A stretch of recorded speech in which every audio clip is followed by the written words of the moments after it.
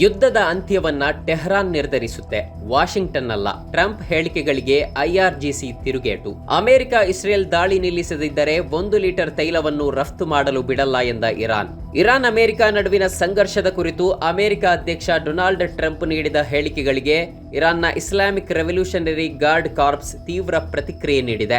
ಯುದ್ಧ ಯಾವಾಗ ಮತ್ತು ಹೇಗೆ ಮುಗಿಯಬೇಕು ಎಂಬುದನ್ನ ವಾಷಿಂಗ್ಟನ್ ಅಲ್ಲ, ಟೆಹರಾನ್ ನಿರ್ಧರಿಸುತ್ತದೆ ಎಂದು ಐಆರ್ಜಿಸಿ ಹೇಳಿದೆ. ಸೋಮವಾರ ಅಮೆರಿಕದ ಮಾಧ್ಯಮಗಳೊಂದಿಗೆ ಮಾತನಾಡಿದ ಅಧ್ಯಕ್ಷ ಡೊನಾಲ್ಡ್ ಟ್ರಂಪ್, ಇರಾನ್ ವಿರುದ್ಧ ನಡೆಯುತ್ತಿರುವ ಯುದ್ಧವು ಬಹುಮಟ್ಟಿಗೆ ಮುಗಿದಿದೆ ಎಂದು ಹೇಳಿದ್ದಾರೆ. ಆದರೆ ಕೆಲವೇ ಗಂಟೆಗಳ ಬಳಿಕ ರಿಪಬ್ಲಿಕನ್ ಪಕ್ಷದ ಸದಸ್ಯರ ಸಭೆಯಲ್ಲಿ ಮಾತನಾಡಿದ ಅವರು ಭಿನ್ನ ಸ್ವರ ವ್ಯಕ್ತಪಡಿಸಿದ್ದಾರೆ. ಅಮೆರಿಕ ಈಗಾಗಲೇ ಅನೇಕ ರೀತಿಯಲ್ಲಿ ಗೆದ್ದಿದೆ, ಆದರೆ ಇನ್ನೂ ಸಾಕಷ್ಟು ಗೆದ್ದಿಲ್ಲ ಎಂದು ಅವರು ಹೇಳಿದ್ದಾರೆ. ಇರಾನ್ ಸಂಪೂರ್ಣವಾಗಿ ಮತ್ತು ನಿರ್ಣಾಯಕವಾಗಿ ಸೋಲಿಸಲ್ಪಡುವವರೆಗೆ ಯುದ್ಧ ಮುಂದುವರಿಯಲಿದೆ ಎಂದು ತಿಳಿಸಿದ್ದಾರೆ.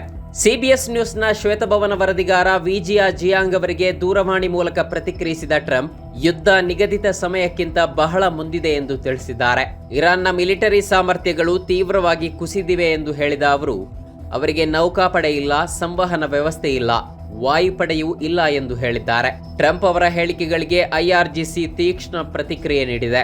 ಸಂಘರ್ಷ ಹೇಗೆ ಮತ್ತು ಯಾವಾಗ ಕೊನೆಗೊಳ್ಳಬೇಕು ಎಂಬುದನ್ನು ಅಮೆರಿಕ ಅಲ್ಲ, ಟೆಹರಾನ್ ನಿರ್ಧರಿಸುತ್ತೆ ಎಂದು ಐಆರ್ಜಿಸಿ ವಕ್ತಾರರು ಹೇಳಿದ್ದಾರೆ ಎಂದು ಇರಾನಿನ ಸರಕಾರಿ ಮಾಧ್ಯಮ ವರದಿ ಮಾಡಿದೆ. ಟ್ರಂಪ್ ಅವರ ಹೇಳಿಕೆಗಳನ್ನು ಅಸಂಬದ್ಧ ಎಂದು ತಳ್ಳಿ ಹಾಕಿದ ವಕ್ತಾರರು, ಅಮೆರಿಕ ಮತ್ತು ಇಸ್ರೇಲ್ ದಾಳಿಗಳು ಮುಂದುವರಿದರೆ ಈ ಪ್ರದೇಶದಿಂದ 1 ಲೀಟರ್ ತೈಲವು ರಫ್ತು ಮಾಡಲು ಅವಕಾಶ ನೀಡಲ್ಲ ಎಂದು ಎಚ್ಚರಿಕೆ ನೀಡಿದ್ದಾರೆ. ಇದರಿಂದ ಕೊಲ್ಲಿಯ ಪ್ರದೇಶದ ಮೂಲಕ ನಡೆಯುವ ಇಂಧನ ಸಾಗಣೆಗೆ ಗಂಭೀರ ಪರಿಣಾಮ ಉಂಟಾಗುವ ಸಾಧ್ಯತೆ ಇದೆ ಎಂದು ಅವರು ಸೂಚಿಸಿದ್ದಾರೆ. ಈ ಪ್ರದೇಶದಲ್ಲಿನ ಭದ್ರತೆ ಎಲ್ಲರಿಗೂ ಇರಬಹುದು ಅಥವಾ ಯಾರಿಗೂ ಇರದಿರಬಹುದು ಎಂದು ಐಆರ್ಜಿಸಿ ಎಚ್ಚರಿಕೆ ನೀಡಿದ್ದು, ಅಗತ್ಯವಿದ್ದರೆ ಇರಾನ್ ಪ್ರಾದೇಶಿಕ ಸ್ಥಿರತೆಯನ್ನ ಅಡ್ಡಿಪಡಿಸುವ ರೀತಿಯಲ್ಲಿ ಪ್ರತಿಕ್ರಿಯಿಸಬಹುದು ಎಂದು ಸೂಚಿಸಿದೆ.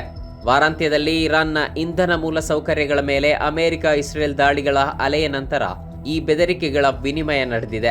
ಶನಿವಾರ ತಡರಾತ್ರಿ ಟೆಹರಾನ್ ಮತ್ತು ನೆರೆಯ ಅಲ್ಬೋರ್ಜ್ ಪ್ರಾಂತ್ಯಗಳಲ್ಲಿರುವ 5 ತೈಲ ಡಿಪೋಗಳು ದಾಳಿಯಿಂದ ಹಾನಿಗೊಂಡಿವೆ ಎಂದು ಇರಾನ್ನ ಅಧಿಕಾರಿಗಳು ತಿಳಿಸಿದ್ದಾರೆ.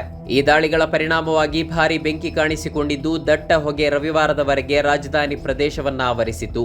ದಾಳಿಗಳ ನಂತರ ಟೆಹರಾನ್ ಪ್ರಾಂತ್ಯದಲ್ಲಿ ಇಂಧನ ಸರಬರಾಜು ತಾತ್ಕಾಲಿಕವಾಗಿ ಅಡ್ಡಿಯಾಯಿತು. ಆದರೆ 2 ಅಥವಾ 3 ದಿನಗಳಲ್ಲಿ ಸರಬರಾಜು ಸಾಮಾನ್ಯ ಸ್ಥಿತಿಗೆ ಮರಳಲಿದೆ ಎಂದು ಅಧಿಕಾರಿಗಳು ತಿಳಿಸಿದ್ದಾರೆ.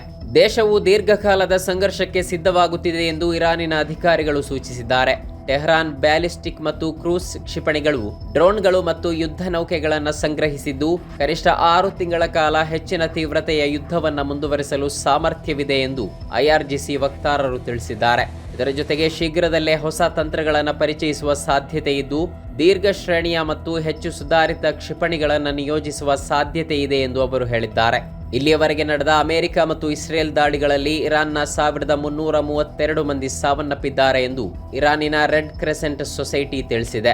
ಸಾವಿರಾರು ಮನೆಗಳು ಮತ್ತು ವಾಣಿಜ್ಯ ಕಟ್ಟಡಗಳನ್ನು ಒಳಗೊಂಡಂತೆ 9669 ನಾಗರಿಕ ಸೌಲಭ್ಯಗಳಿಗೆ ಹಾನಿಯಾಗಿದೆ ಎಂದು ಸಂಸ್ಥೆ ವರದಿ ಮಾಡಿದೆ.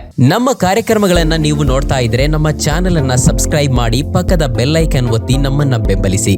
ಹಾಗೆ ನಮ್ಮ ಕಾರ್ಯಕ್ರಮಗಳನ್ನ ಲೈಕ್ ಮಾಡಿ, ಕಮೆಂಟ್ ಮಾಡಿ, ಅದನ್ನ ಬೇರೆಯವರಿಗೂ ವಾಟ್ಸ್ಆಪ್ ಮೂಲಕ ಶೇರ್ ಮಾಡಿ. ನೀವು ಹೀಗೆ ಮಾಡಿದಾಗ ನಮ್ಮ ಚಾನೆಲ್ ಮತ್ತಷ್ಟು ಜನರಿಗೆ ತಲುಪಲು ನೀವು ನಮ್ಮೊಂದಿಗೆ ಸಹಕರಿಸಿದ ಹಾಗಾಗುತ್ತೆ. ಇದು ನೀವು ಯಾವುದೇ ಖರ್ಚಿಲ್ಲದೆ ಕೆಲವೇ ಸೆಕೆಂಡುಗಳಲ್ಲಿ ನೀಡಬಹುದಾದ ಸಹಕಾರ. ಧನ್ಯವಾದಗಳು.